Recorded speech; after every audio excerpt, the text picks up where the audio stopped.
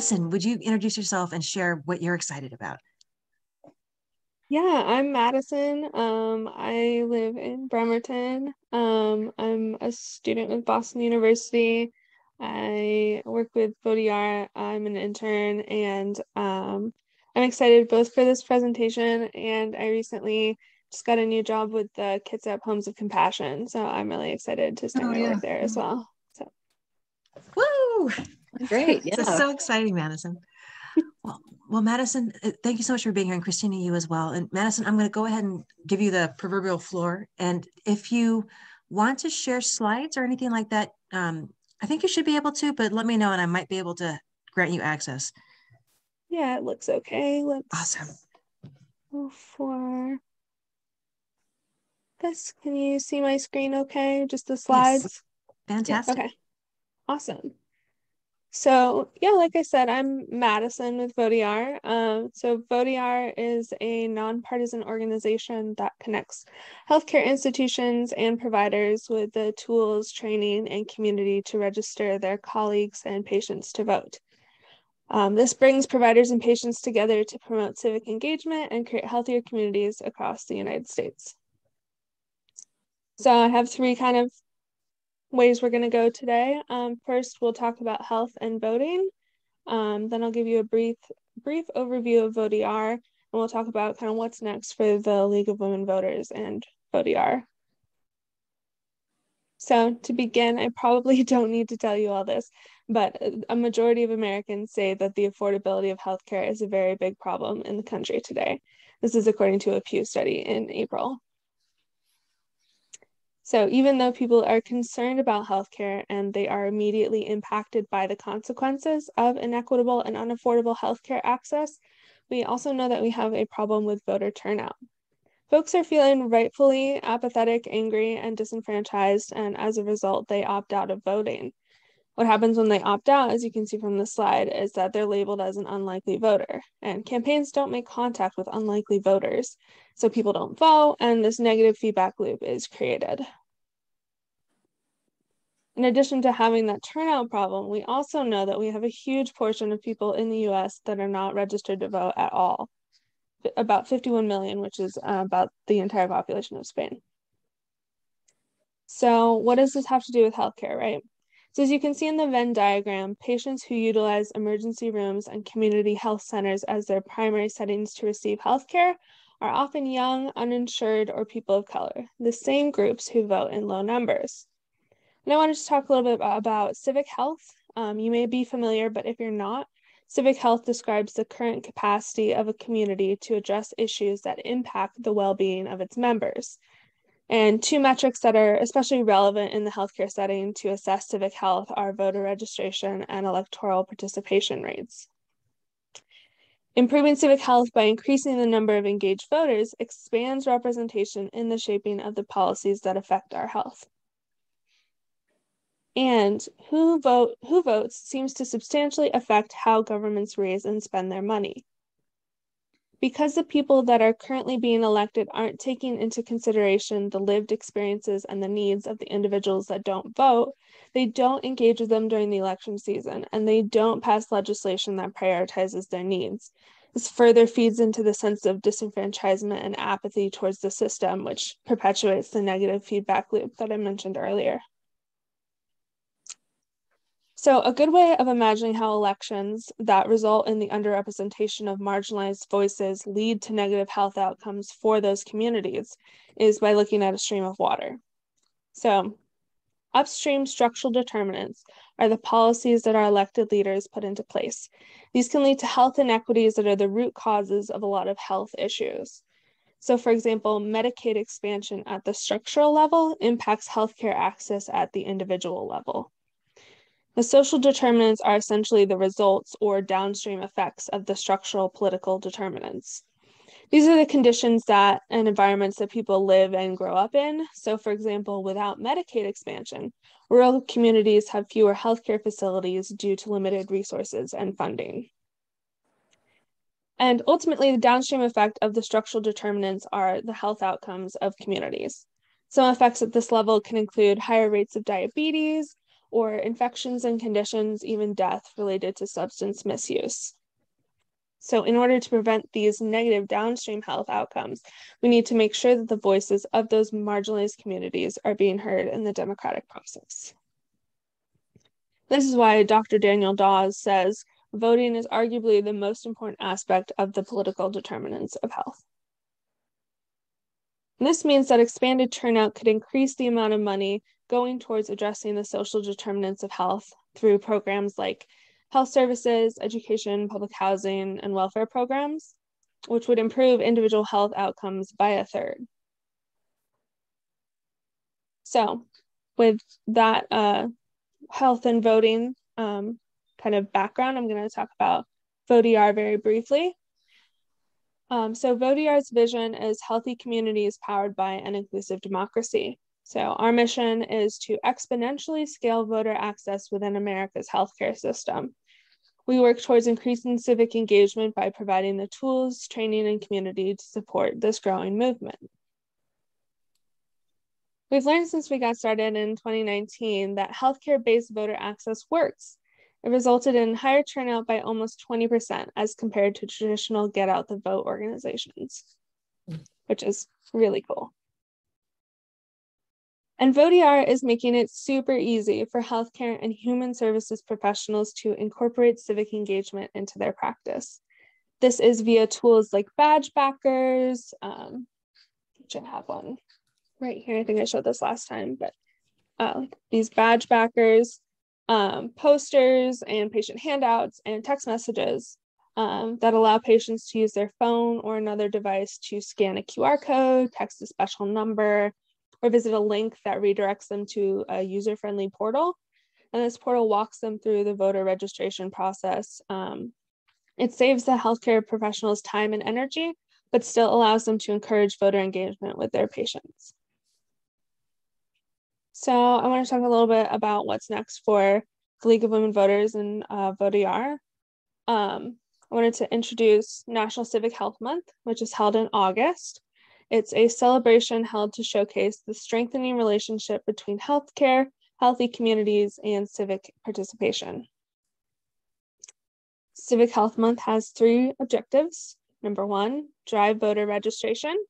We want to register as many voters as possible. Number 2, increase awareness around upcoming elections. It's really important to highlight the large impact of local elections and encourage turnout that shapes local policy.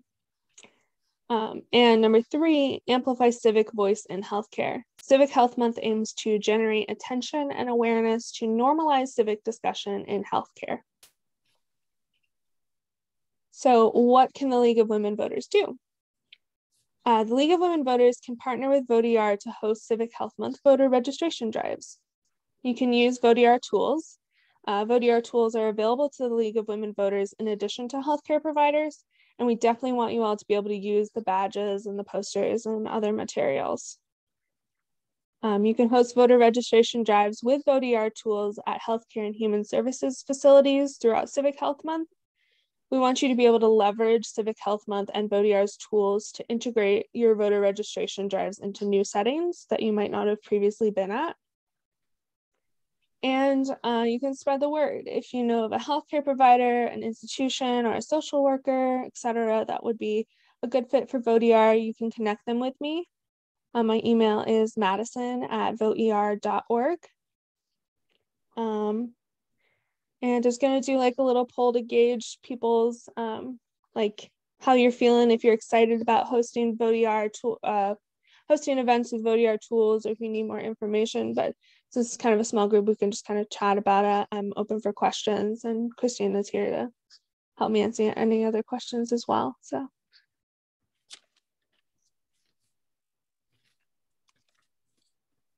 Thank you so much, Madison. That was awesome. As a public health person, I loved your upstream, downstream approach, because that is terminology we use a lot.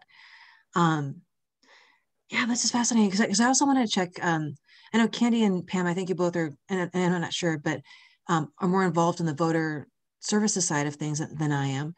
I don't know what our outreach is, what our outreach is going to be this year, and I wasn't sure. Are we partnering with any healthcare facilities this year? for voter registration? As far as I know, we aren't partnering with anybody, but we do a lot of activities, and I definitely want to be connected with Madison because we like to have her handouts as well as ours. We have a relatively active committee. Yes. I am sharing with Julie Shryock, coordinating our meetings. I'm not being a chairman, but we lost our chairmans because they wanted to be politically active. And for Madison's sake, the league has to be non-partisan, and particularly a chair of the Voter Services Committee. So that's why they left. And Julie and I said, well, we'll run the meetings, but we don't want to be considered chairs. But we do have a draw on a fairly large committee. And we do have some built-in things that we're already doing, but certainly would want to coordinate with you with that. And we share our materials with you and you can share your materials with us.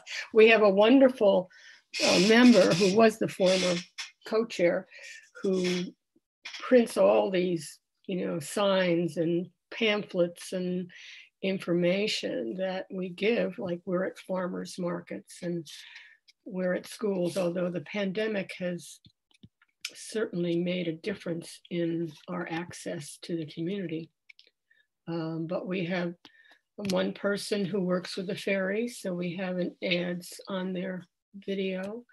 We have another person who has outreach to all of the religious organizations in the county. So we send information to them. As I say, we're in farmers markets. Like we'll be at Juneteenth. Awesome. And I think it's the 18th of June. Yes. So we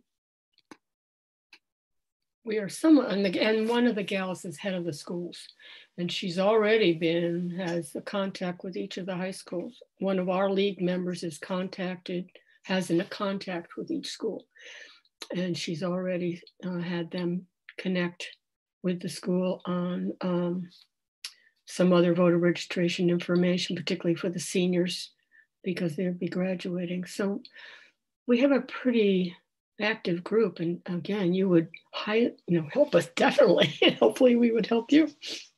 Yeah, Anne, please go ahead. Can you tell me, Madison, what is it you want us to go into hospitals or social service agencies, or where is it that you exactly want us to do voter registration?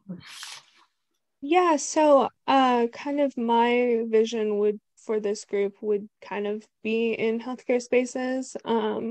So kind of what you mentioned, maybe the hospital. I am working to reach out to some local healthcare organizations, like the Wellness Center in Suquamish is on my list, and I've been working with Kitsap Mental Health. So I have some places that I was going to reach out to, and then maybe be able to connect with the League of Women Voters if you were interested in hosting voter registration drives at places like that. How about Planned Parenthood? Yeah, I think that would be great. Wherever. I don't think we've never done anything in those kinds of settings, have we? I don't know what their policies are. What are the general policies for doing voter registration in health facilities? That's a good question. Oh, I'm sorry. Christina or Madison, do you know this? Madison, take it away, and I'll fill in if you need me to. Yeah, it is completely legal to register people to vote in healthcare spaces. It needs to be non-partisan. So that's already what you're doing and already what we're doing. So the tools work really well for that.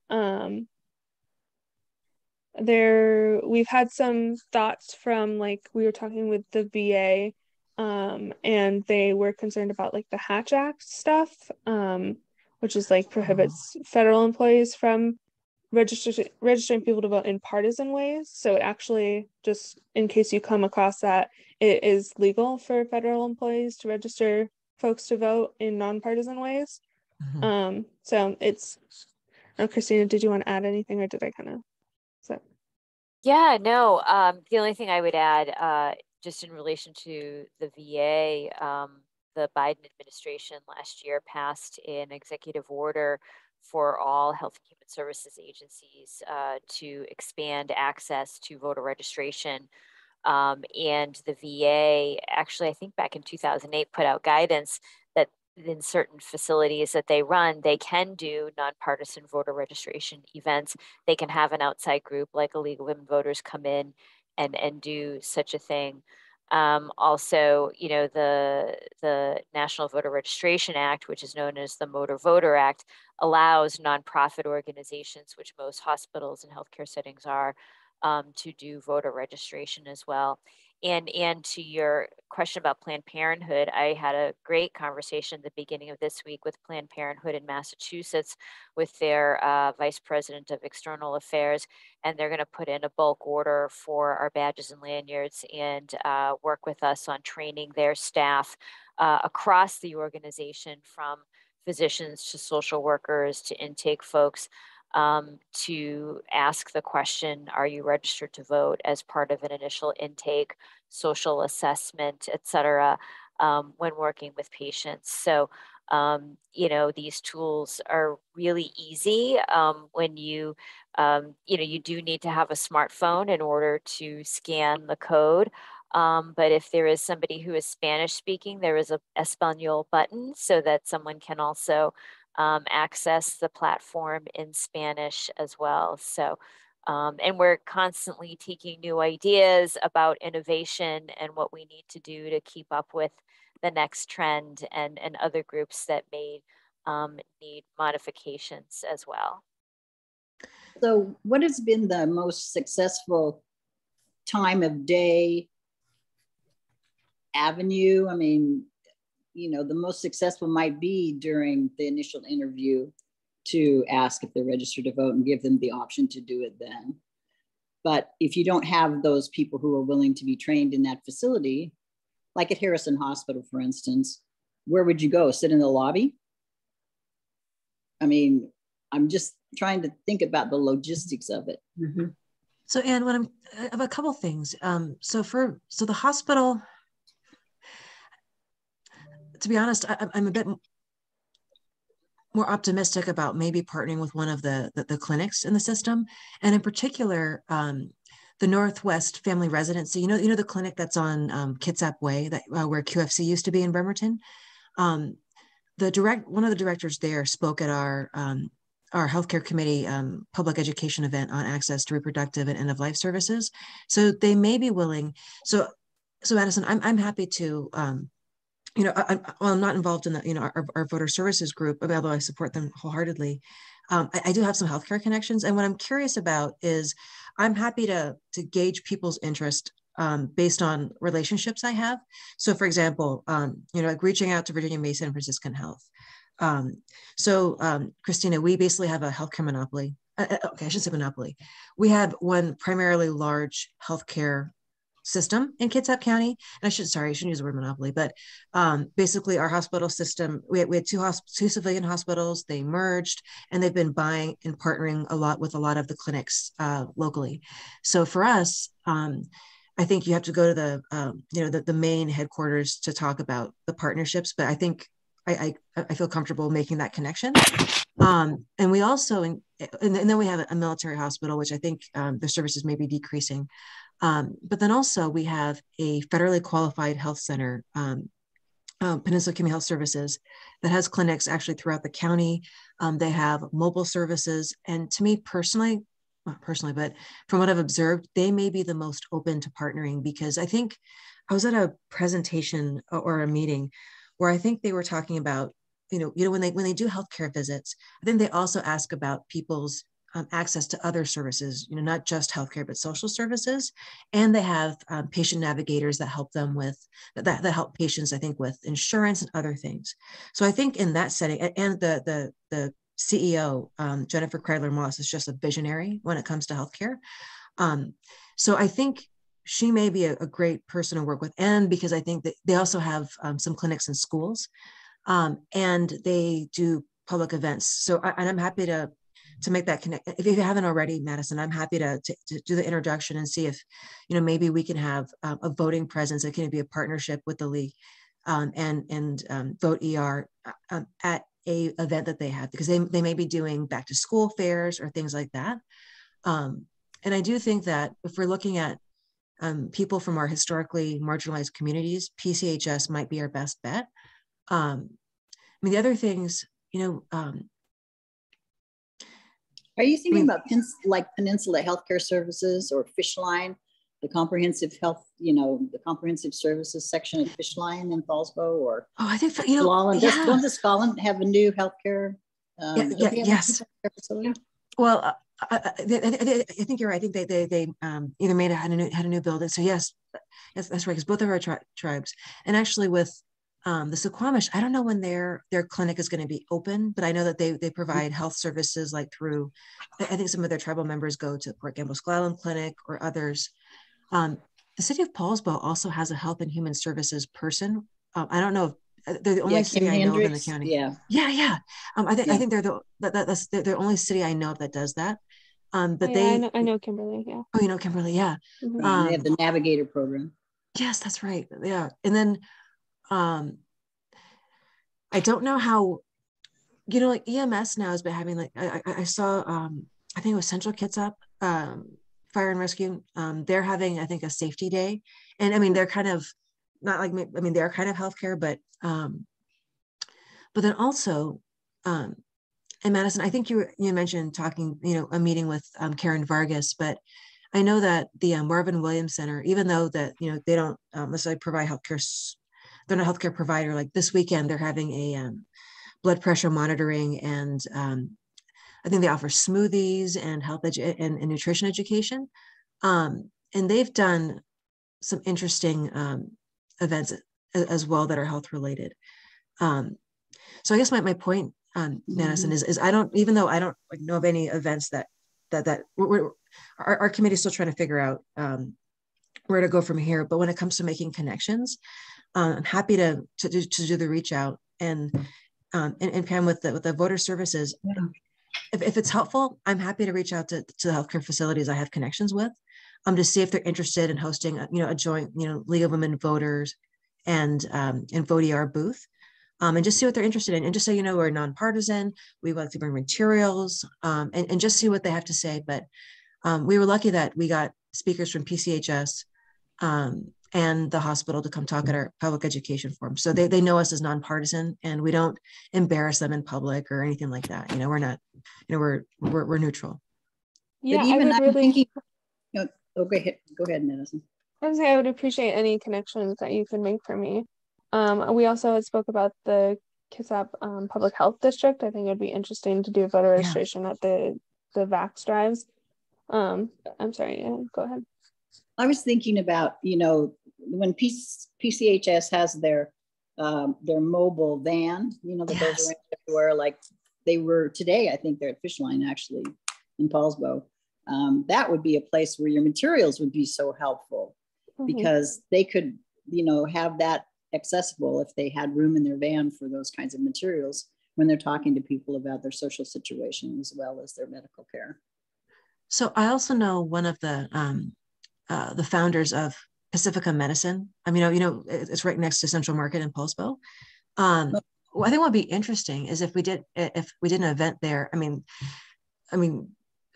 Central Market it's more of an expensive kind of place, but there's restaurants close by. It's right in a central location in Paulsbo, and I think she's very politically active as well. So she may be very open to doing that. I can ask her that.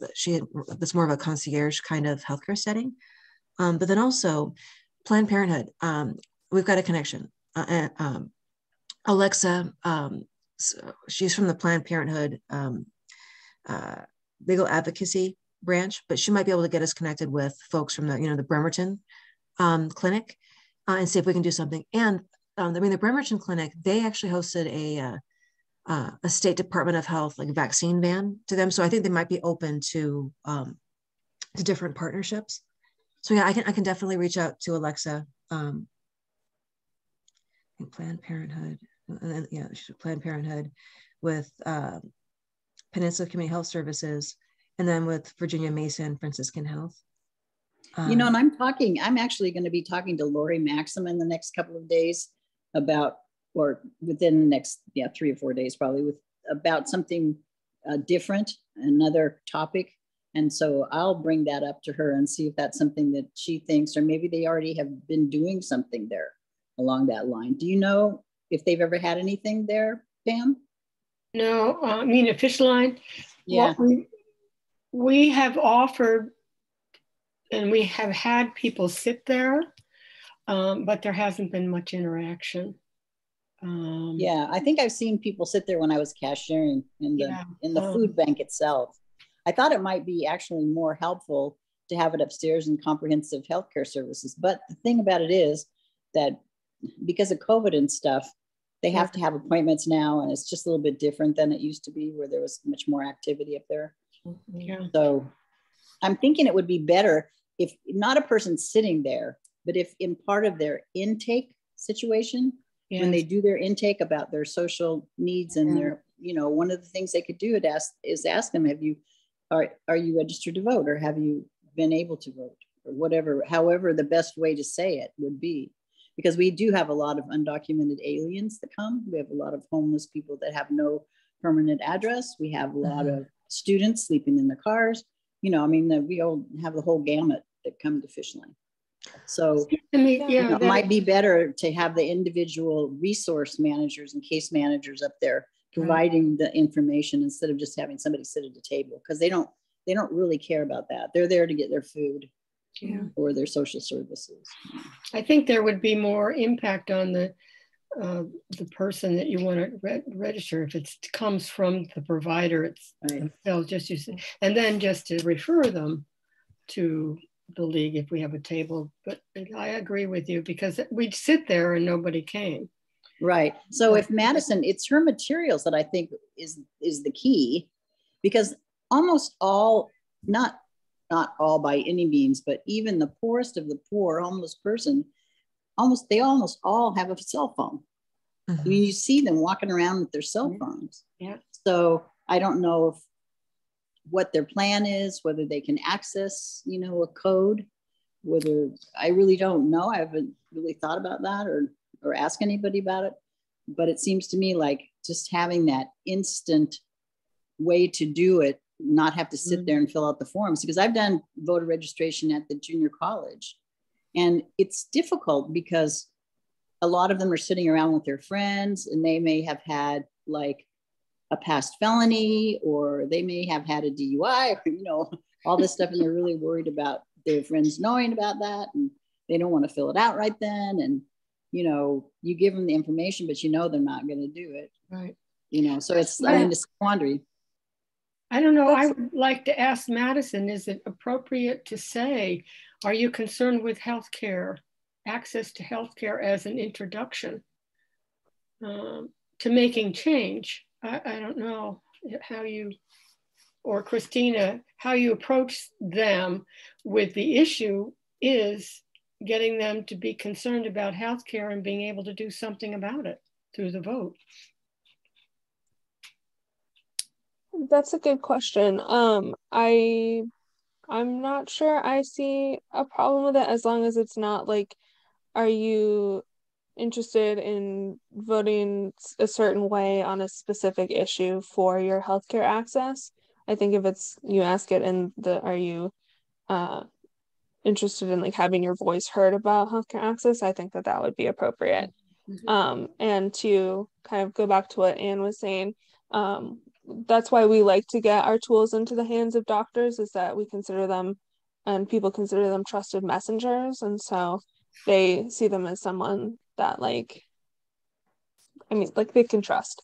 So I think that also having the League of Women Voters have these tools, which would make your life so much easier, probably. When you go into healthcare spaces and you do these things, there's scripts for doctors and there's the other materials, but you can also talk to the people that are working there, the doctors, healthcare professionals, human services people, and tell them about the tools and be like, these are also available to you.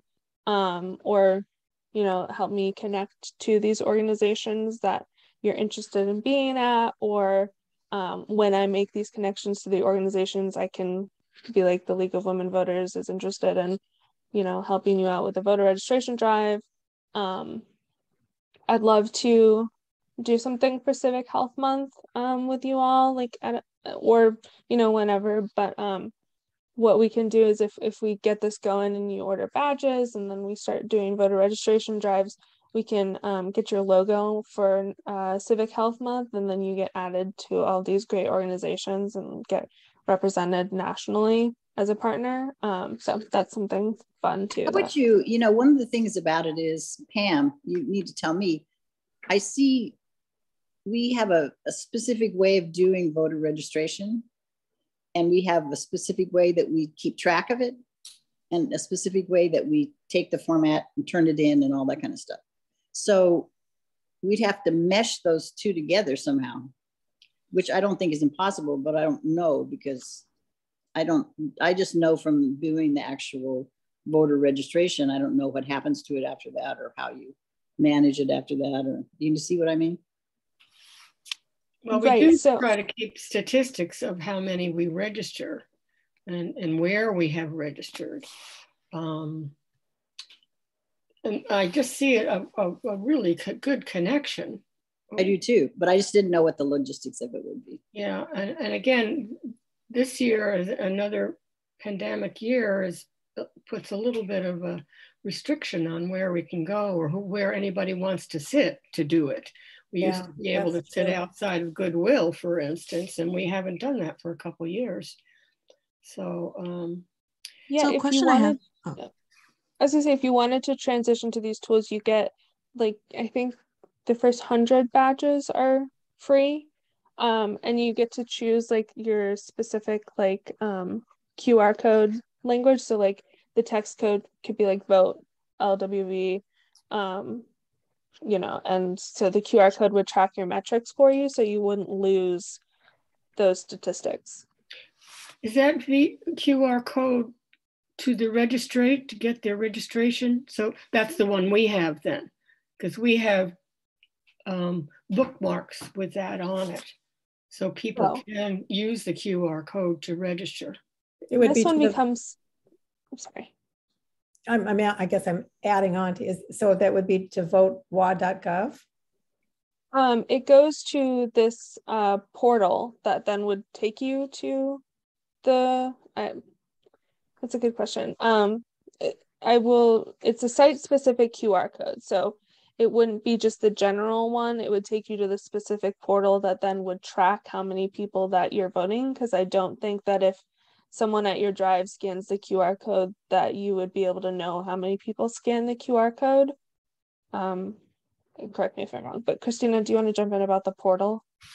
Yeah, so our QR code takes you to the landing page, and we used to use TurboVote, and now we use I think it's vote.org, and then from there it directs you to, because we use these tools across the country, it directs you to the state website where folks can go and register on the state website, and that's how it's done. But the QR code allows us to capture the information numbers, so that you can track your numbers. And we don't do that. Yeah, we only do it by people we interact with, but not through the QR code. I don't know, the auditor may. Actually, I'm not sure. They probably do. So a question I have though, in terms of next steps. So it sounds like it would be really helpful for folks in our voter services team to get access to some of those tools, take a look at them, try them out, and see how they can, potentially incorporate them into their processes. And I'm happy to reach out to healthcare organizations, but I'm curious. And Pam, even though I've been in the league for a while, I still don't understand some of our processes. Like, I'm not sure if I should go to the board and talk about how we're interested in partnering with Vote-ER, especially, participating in, Civic Month. and especially as Vote-ER is a partner with the National League of Women Voters. It's just that, so so that's an additional plus. So I'm happy to talk with the board to say, Kate, we would like to do this event. If we can find a healthcare entity that's willing to host our team, and we can, potentially, it would be great for us to use some Vote-ER tools and to co-brand and all of that. But I imagine that I might need to check in with the board first before moving forward, check right? with Maury on that. Maury, okay. On how she wants to proceed. And I am curious from Madison, this is a national organization, correct? And it would be interesting to know if at your national level, they have connected with the League of Women Voters of the United States, whether it is connected at that level, which would be very helpful for us to say, okay, we can do that. We are partners with the National League, and then we're also partners with other smaller league chapters, county or state. There's a few different ones. Well, then being connected with the national would be something Maury should know, because then there should be no problem that we could. I don't know if it would be helpful to send this video, or I'm happy to come to another meeting and just chat or do another presentation. I'm flexible. Well, I'm glad that this video will be put in our website. Yes. Hopefully as soon as possible, because that's something Maury and the board, we have a new board coming on in May, at the end of May, but they can view it. And so that would be really. Sorry, Pam, what I'm showing is, so this is the Civic Health Month website. Okay. So you've got the League of Women Voters, so you have the national right there. Yeah. So as a next step, I'm happy to follow up with Maury.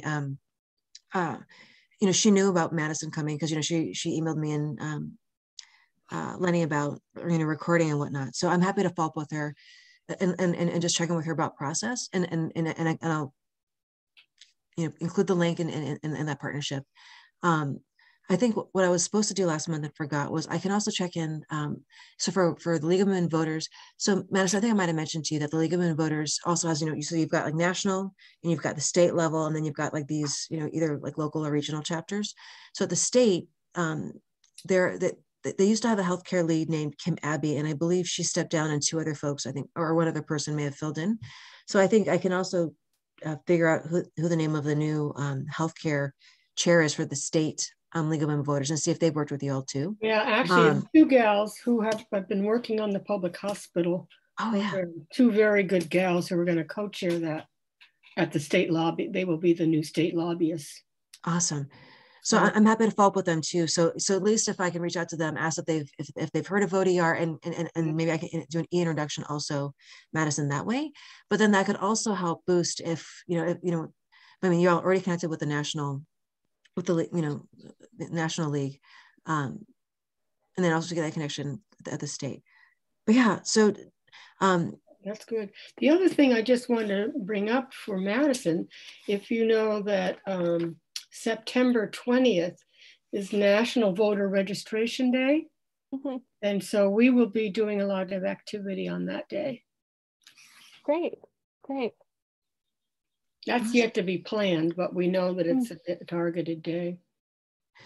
So Madison, how? And reaching out to the health, we haven't even talked about reaching out to all these various health organizations. And so it really complements what we're doing. Great. So a couple other things also. So Madison, we've got a Kitsap County Medical Society. I can try to find that information for you, because I think that it would be good. And then also,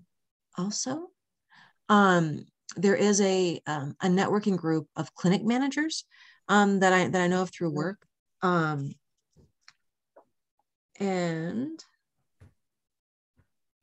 so that might be interesting. So because I think they can help with in terms of like maybe even some of the more independent. We don't have that many from I know practices.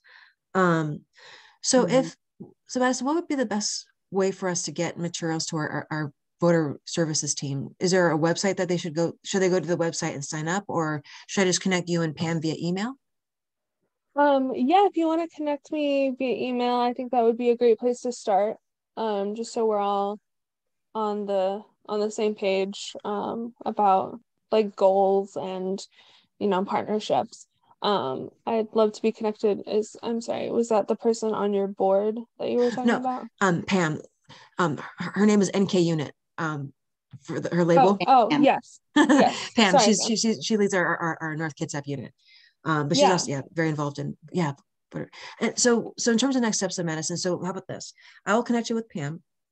I will also check in with Maury. So Maury is the president of our chapter, and that's where I'll talk about you coming to the meeting, talk about your presentation, how great it was, and then also talk about how we'd love to partner, and then see that I'm happy to do outreach to healthcare facilities that I have that I know of, and would love to partner and see what she thinks, and then also see about branding, because especially when it comes to co-branding, we need to see how she wants to do that piece. And Madison, could you put your contact information in the chat again? I mean, you just put it online, but awesome. Oh, yeah, that's it. Madison at Vot-ER.org. Mm-hmm. Awesome. That sounds great. Is there anything on my side that I can work on, or like while you're doing this outreach and helping me out so much?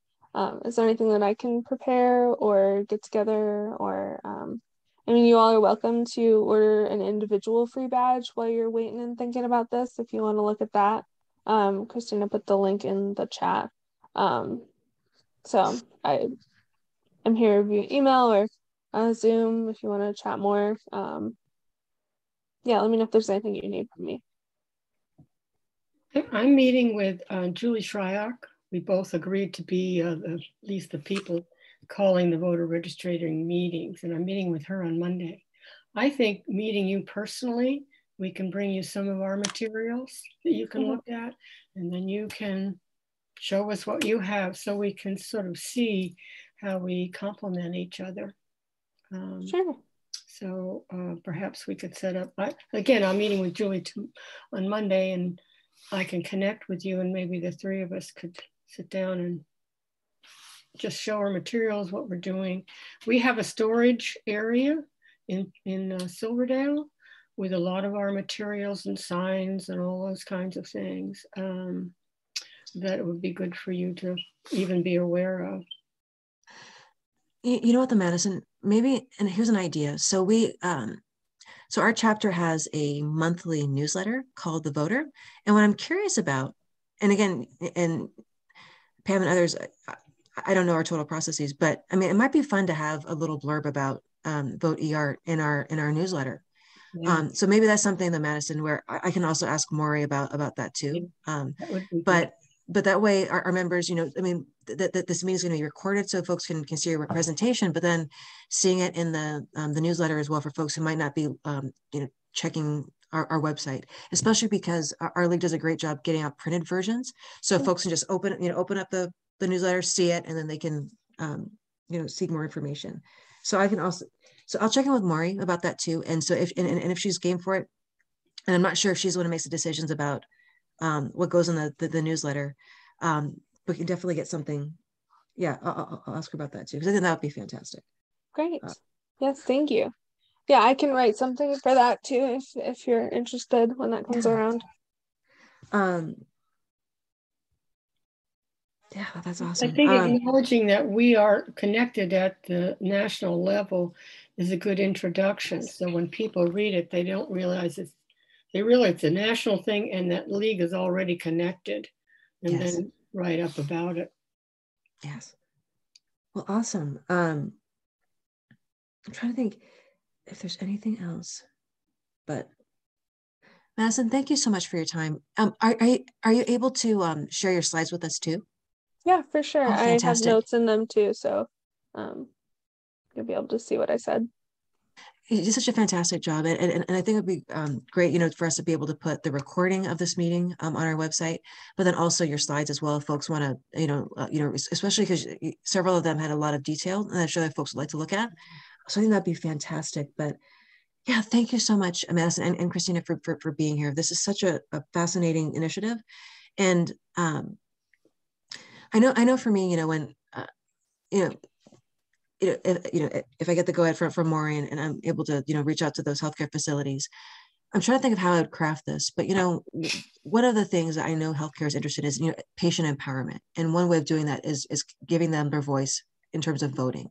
So, and I think I have seen academic articles also linking civic engagement, civic involvement in health as well. And your presentation was so on point. So I think it'll be really fascinating to see where this goes. But I really appreciate you both being here, and I think this is really exciting. And Madison, especially you juggling this school and your new job, I really, kudos to you.